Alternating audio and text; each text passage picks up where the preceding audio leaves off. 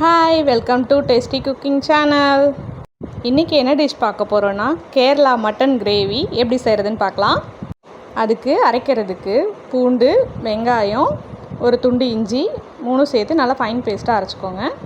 Next ஒரு கடாயை அடுப்பில் வச்சுட்டு எண்ணெய் விட்டுட்டு அரைச்சி வச்ச இஞ்சி பூண்டு பேஸ்ட்டை சேர்த்திக்கணும்.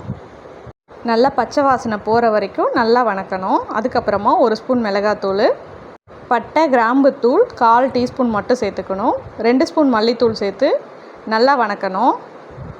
அப்புறம் 1/2 ஸ்பூன் கறி மசால் தூள் சேர்த்துக்கணும். கறி மசால் தூள் சேர்த்துட்டு நல்லா வணக்கி விட்டுட்டு அதுக்கப்புறமா ஒரு தக்காளி சின்னதாக கட் பண்ணி போட்டுட்டு திரும்ப கொத்தமல்லி தழை சேர்த்து கொஞ்சமாக மஞ்சத்தூள் சேர்த்துட்டு நல்லா கலந்து விட்டுறணும். அதுக்கப்புறமா மட்டனை வாஷ் பண்ணி போட்டுக்கலாம். மட்டன் சேர்த்ததுக்கப்புறமா நல்லா கலந்து விட்டுருங்க. இது குக்கரில் வைக்க போகிறதில்ல, நம்ம கடாயிலே தான் வேக வைக்க போகிறோம்.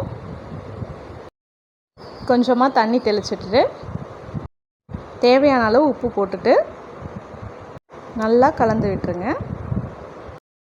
மட்டன் வேகிற அளவுக்கு மட்டும் தண்ணி சேர்த்தா போதும். மூடி போட்டு வேக வச்சிடலாம்.